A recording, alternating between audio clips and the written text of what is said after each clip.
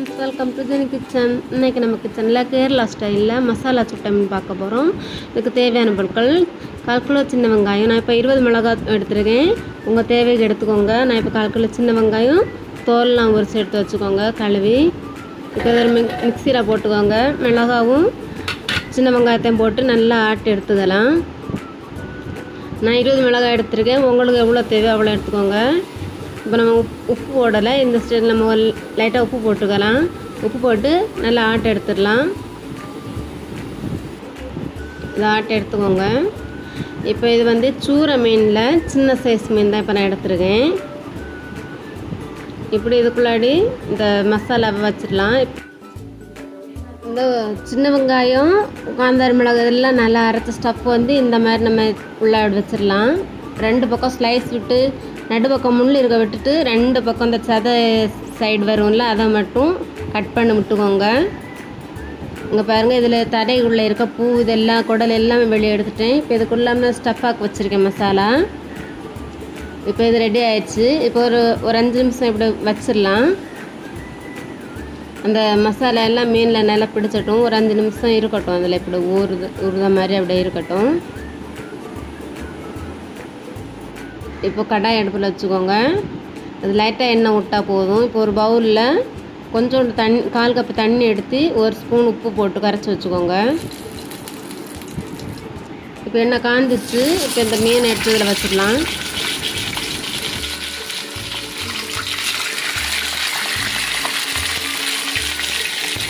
இது நல்ல ஹை ஸ்பீடில் ஒன்று வைக்க வேண்டாம்.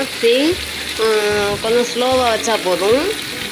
சிம்மில் வச்சு நம்ம இதை நல்லா சுட்டு எடுத்துடலாம் மசாலா மீனை. இந்த மீனில் வந்து உப்பு இருக்காது. மசாலா வந்து நம்ம உப்பு சேர்த்துருக்கோம், மீனில் உப்பு இருக்காது. அதனால் இந்த உப்பு தண்ணி கரைச்சி வச்சுருக்கோம்ல அதை வந்து லைட்டாக மேலிட்டு ஊற்றுக்கலாம்.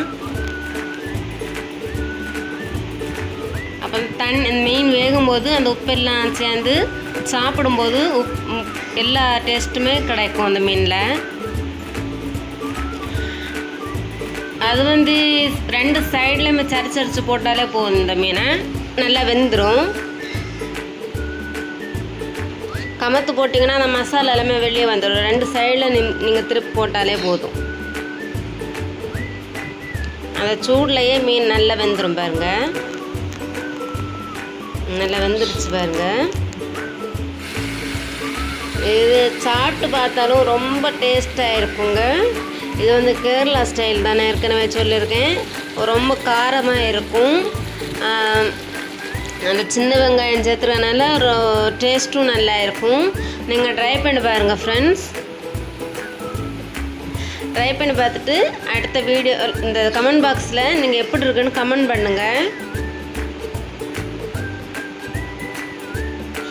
பாருங்கள், வெந்துருச்சு. நம்ம லைட்டாக தூக்கு பார்க்கும்போது அவ்வளோ அழகாக பிஞ்சு வந்துடும். இப்போ ரெடி ஆயிடுச்சு. நம்ம இதை வேற ஒரு பவுல் எடுத்து மாற்றி வச்சுக்கலாம்.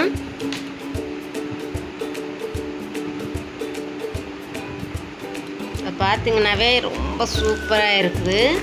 சாப்பிடவும் நல்லா இருக்கும். நீங்கள் இதை வந்து மரவள்ளி கிழங்கு வேக வச்சு இதுக்கு கூட வச்சு சாப்பிடலாம்.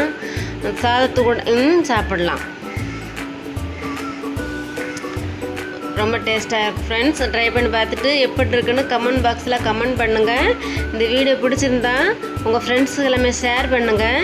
நீங்கள் இந்த வீடியோ ஃபஸ்ட்டு தடவை பார்க்குறதா இருந்தால் மறக்காமல் சப்ஸ்கிரைப் பண்ணுங்கள். அப்போ தான் நான் போடுற வீடியோ உங்கள் நோட்டிஃபிகேஷன் வந்துட்டுருக்கும். Bye friends. நெக்ஸ்ட் வீடியோவில் வேறு ஒரு இதோட ரெசிபியோட மீட் பண்ணலாம். பாய்.